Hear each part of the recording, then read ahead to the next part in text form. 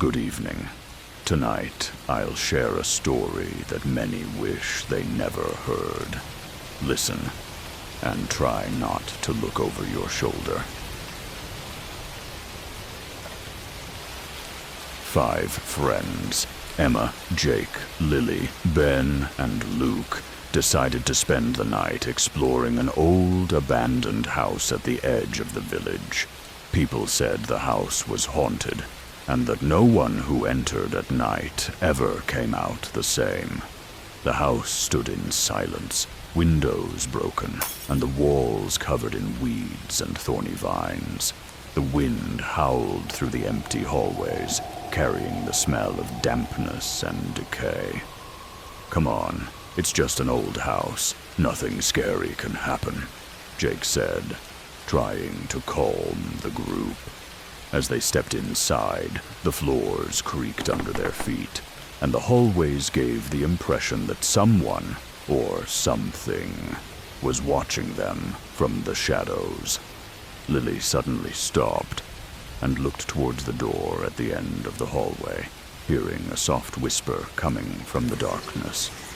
Suddenly, there was knocking at the door, quiet but loud enough to make them all freeze.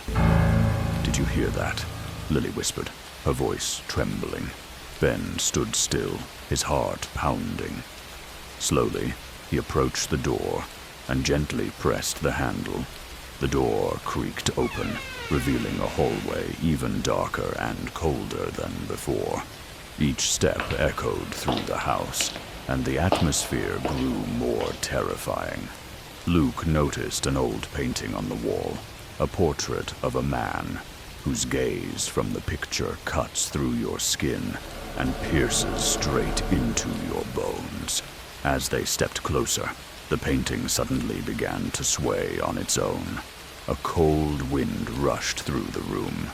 Emma suddenly spotted a shadow, moving along the hallway, swift and silent, as if following them. Panicked, the group ran through the house, but the hallways seemed endless. Every room they tried to leave had doors that creaked and slammed shut on their own. Luke found an old diary on the floor. The pages were yellowed and fragile, and on the last page it read, "Whoever steps here leaves a part of themselves behind." Finally, they made it out into the yard. The cold air bit at their lungs. Something compelled them to turn. A man stood at the window of the house, motionless. From that day on, none of them dared to return to the village after dusk.